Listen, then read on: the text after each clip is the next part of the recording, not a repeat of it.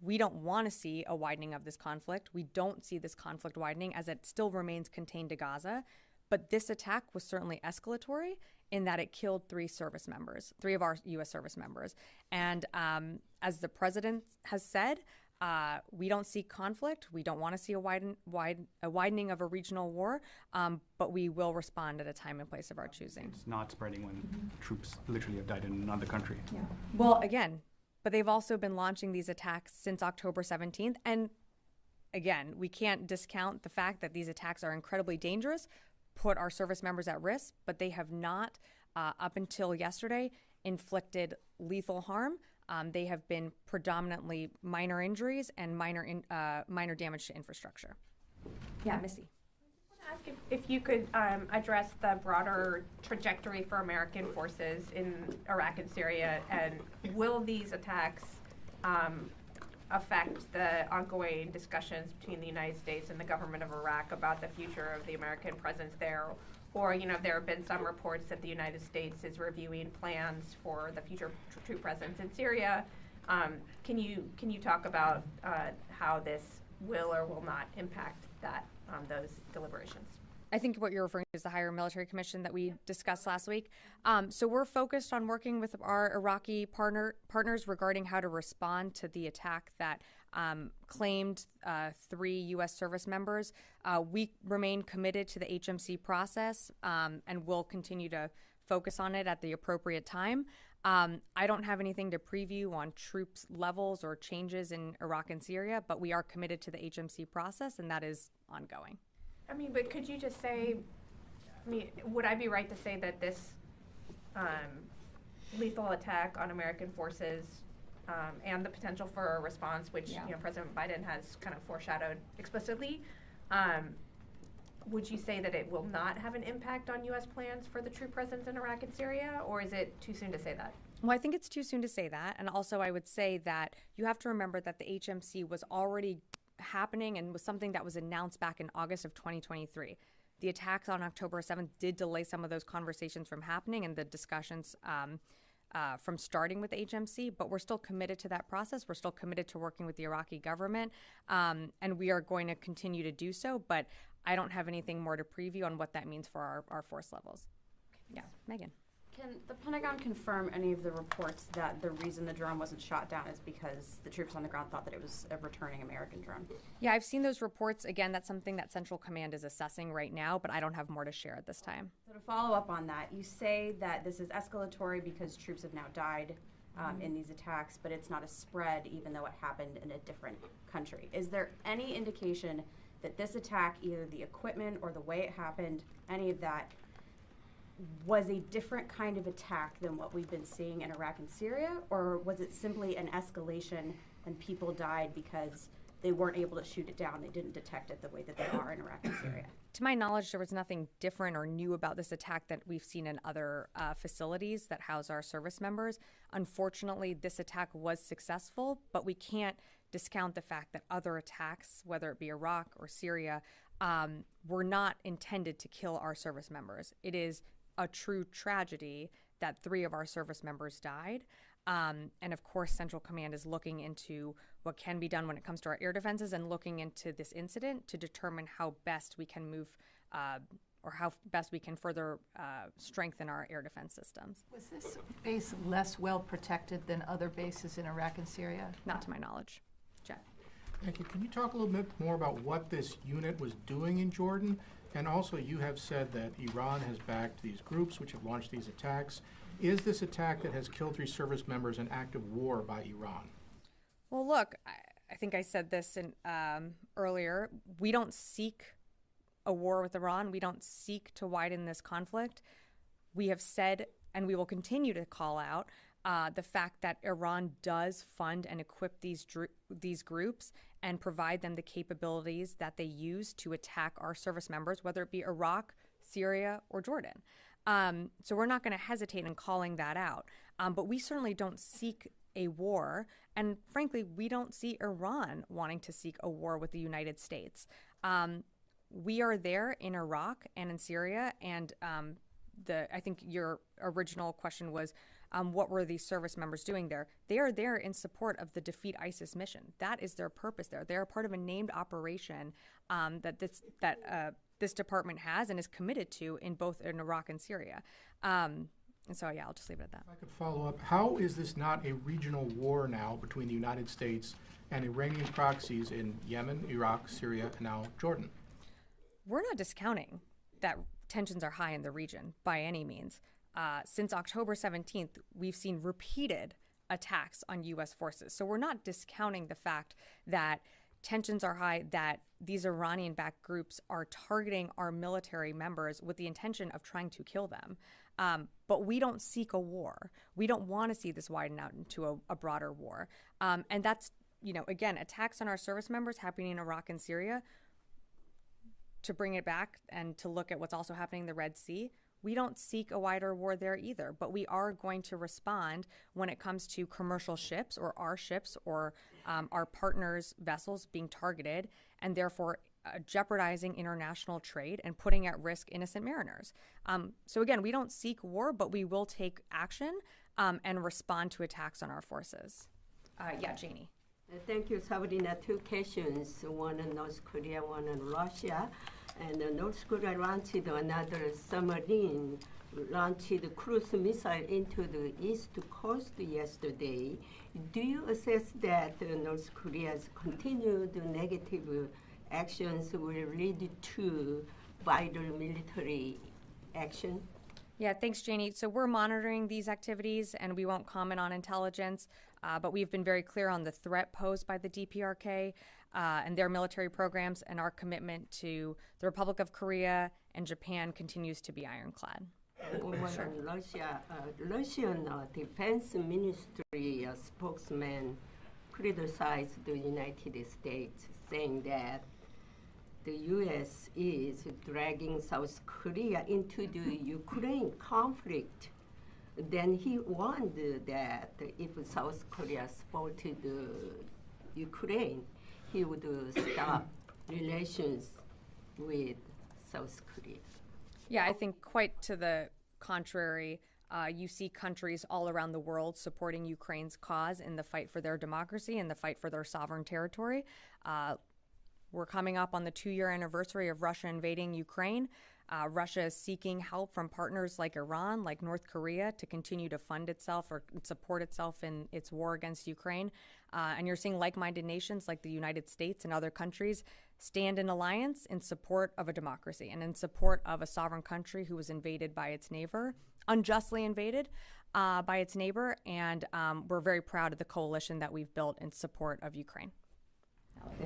What's the total number of attacks now since October and the total number of injuries? Yeah, just a sec here. So from October 17th to January 29th, we are tracking approximately 165 attacks. That's 66 in Iraq, 98 in Syria, and of course, the one yesterday in Jordan. Oh, and I'm sorry, and on injuries, I am tracking approximately 80 U.S. personnel have received non-serious injuries since the attacks began. And then have there been any attacks today, and where? I believe there was an attack earlier today. I don't have the exact location. We can get you that. I don't want to speculate, but we can get you that information after. Yes, right over here. Thanks. You said just above 160 attacks. Just this month, there's been a little over 50. So there had been around 114 or 15 from October, I guess, 17th to the end of last year. So, and you guys have responded, the U.S. has responded to a few of these attacks. But in order to deter, and that came out in statements from the Secretary and from other U.S. officials. These attacks have continued. Now they've escalated not just into the Red Sea, now into Jordan, a third country. The deterrence does not seem to have worked yet. Is the department considering altering or reviewing its policy in order to deter these Iran-backed militias from injuring and or killing more U.S. troops? Yeah, that's ultimately a decision that the president is going to make. And as I read out earlier, he has convened his national security team, frequently within these past few days. I'm not going to get ahead of any decisions that the president and the secretary make on this together, but certainly as our statement said yesterday, we are committed to responding, and we will do so at a time and place of our choosing. Just a second Sure. on it, to go to Israel and Gaza. Reports in recent days suggested that the Biden administration, including officials from the Pentagon, have become more and more frustrated with the civilian death toll, and there are considerations of reviewing what types of weapons, weapon sales, to review those to Israel. I know FMF and separate part of State Department, but does the Pentagon share that assessment? Does the Pentagon share that frustration of too many civilian casualties in Gaza? I think we've been pretty clear that we don't want to see any innocent lives lost in this war. And we've been very clear, both publicly and privately, with our Israeli counterparts that innocent lives need to be protected. Humanitarian corridors need to be opened. Humanitarian aid needs to continue to flow through. Of course, we're concerned by the death toll in Gaza. We don't want to see continued Palestinians get caught in the crossfire, and we've continued to urge Israel to protect those innocent civilians, and we'll continue to do so. Will. Just clarification on the number of injured. The 80 includes those from the most recent attack or not? It does not. I'm sorry. Okay. And then has Tower 22, that facility, been targeted previously, either during the Israel-Hamas war or prior to that in recent years? I can't speak to before October 7th, but since October 17th, when these attacks have happened, no, Tower 22, as to my knowledge, has not been the target. But as you know, there is the Al-Tanf garrison is right on that border, so attacks have come pretty close to Tower 22, but nothing that has landed on the Jordanian side. Impacts have always been on the Syrian side, except for the attack that happened yesterday. Great, Natasha. Thanks, Sabrina. So previous drone and rocket attacks that have struck or landed near military facilities in Iraq and Syria, they have not caused anywhere near as much damage, nowhere near as many casualties. Is there an assessment of why this particular drone caused so much, over 40 people injured, 3 killed? What was different about this drone? Or what was different about the facility that it didn't have the kind of protection that other bases do? I think what was different about this attack is where it landed. It did impact in where living quarters are, and I believe so. I believe it was pretty early morning, so people were actually in their beds when the drone impacted. But in terms of, we've seen these types of attacks before. We're certainly, that's something that Central Command is looking into, on how they can better refine not only our air defenses, but prevent future attacks like this from happening again. Yeah, over here. I'm going to go over here and then come back. Yeah. Hi, a couple of questions. As CENTCOM does this review, in the interim, are there tactics, techniques, or procedures being changed to prevent this from happening again in the region? Yeah, I wouldn't forecast that from the podium here. Wouldn't want to get ahead of anything. And how about backdoor channel discussions with Iran? Anything through the Swiss government at this point? Or I don't have anything to preview here. Yeah. Felicia. Do you also have a number for the attacks in the Red Sea and the Gulf of Aden, the most recent? Let me see here if I do. I don't know that I have. We can take that question and get back to you. I just don't have the running total here. As you know, there were, as recently as Friday, there was another attack at a commercial vessel that was transiting. So happy to get you those numbers. Okay, and one more. Just on the Secretary's meeting with Stoltenberg, did they talk about contingencies in the event that the Ukraine aid doesn't go through, or can you talk about the strategy? I believe we'll have a larger readout, but of course, something that is top of mind for the Secretary and for many folks across the administration is securing that supplemental funding from Congress. We have not been able to supply Ukraine with the PDA since late December. Ukraine is quite literally in the fight for its life as it continues to hold territory and continues to fight for its sovereign territory and push the Russians back in the east and the south. So we're going to continue to urge Congress to pass the supplemental budget and to give us the funding that we need to start those PDA packages. But of course, it's top of mind for everyone. Are there things you can do without it? No, not right now. Yes. Yeah, thank you. You mentioned that the Kataib Hezbollah has some footprint of that attack. And Kataib Hezbollah is a part of the Popular Mobilization Group, and it's part of the Iraqi defense system. So how you get engaged with the Iraqi government, specifically on that attack? On the attack that happened on our service members, I don't have anything to read out. Yeah, when you talk that you are not looking in a war with the Iran, does that mean that the Iran is not in the table when you are thinking and assessing to responding to that attack? I'm sorry, I don't necessarily understand the question. Are you taking Iranian IRGC as an option to responding when it comes to responding this attack that happened yesterday? We're going to respond, as the president said and the secretary has said, at a time when we feel that we need to respond. I'm not going to get ahead of the president or any decisions. We don't seek a wider conflict with Iran. We don't want a war with Iran. Again, these are Iran proxy groups launching these attacks on our service members, but we certainly don't seek a wider conflict, but we also own the clock here, and we will respond at a time and place of our choosing. Yeah. Oh, I'm going to go over to you. Thank you. If Iranian proxies carried out the attack, and do you hold Iran accountable for the attack, and what response would be as a retaliation against this attack?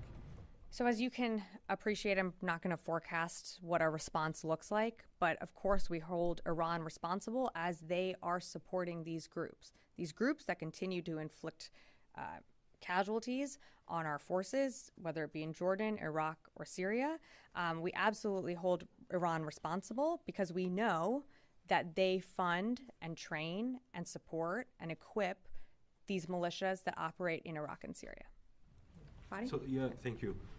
So it is the position of the department that Iran is responsible for the attack that killed 3 U.S. soldiers in northeast Jordan.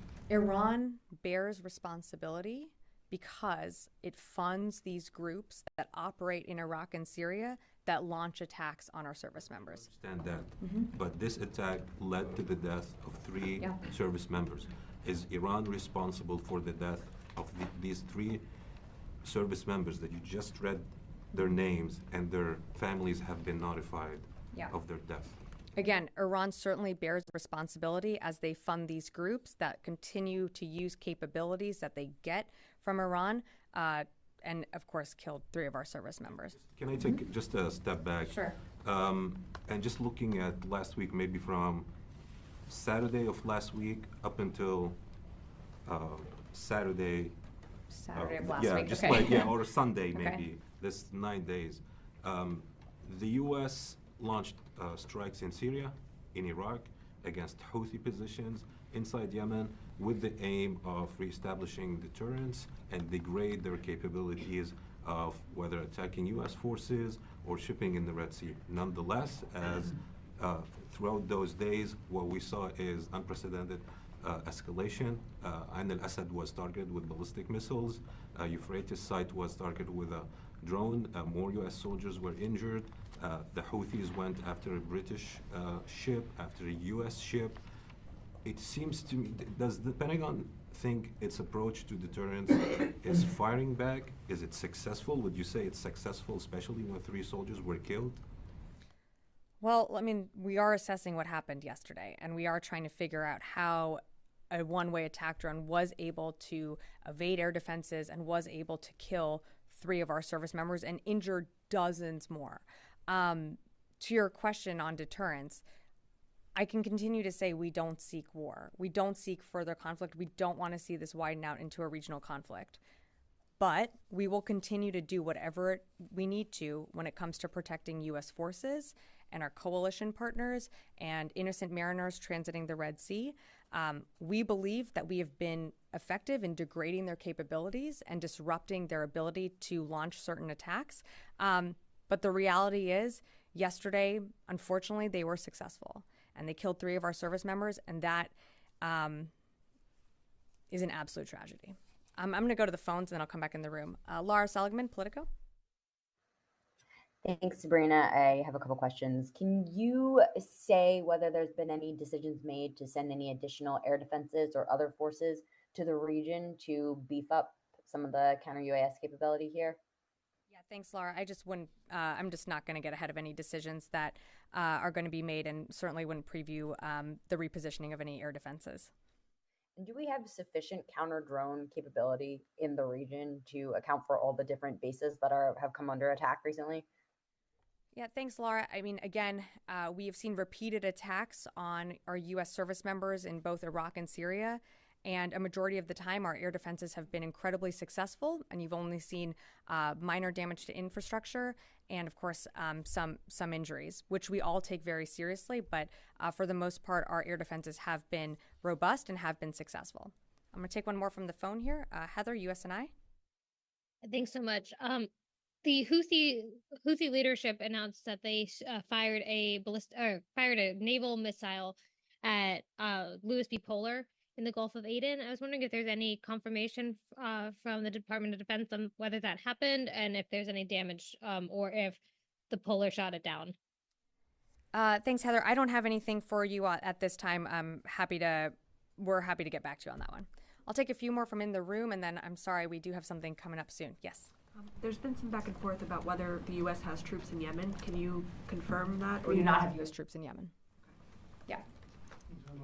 In the Red Sea and the Gulf of Aden, the U.S. has carried out preemptive strikes targeting Houthi missiles before they can be launched at international shipping. Is the U.S. going to consider launching preemptive strikes when it sees potential attacks on its bases in Iraq, Syria, and now Jordan? And if not, why not? Well, you've seen Central Command take action, dynamic strikes within the region when we've identified, when we've been able to identify a potential setup of an attack or identified a point of origin. So we have seen some of those dynamic strikes in the region, and I'm sorry, I don't have the exact dates when those happened, but they were late last year. I'm not going to get ahead of any decisions that the Secretary and the President are making on what future action looks like, only to say that we, of course, will respond when we do. Yeah, I'll take a few more and then we got to wrap. Yeah.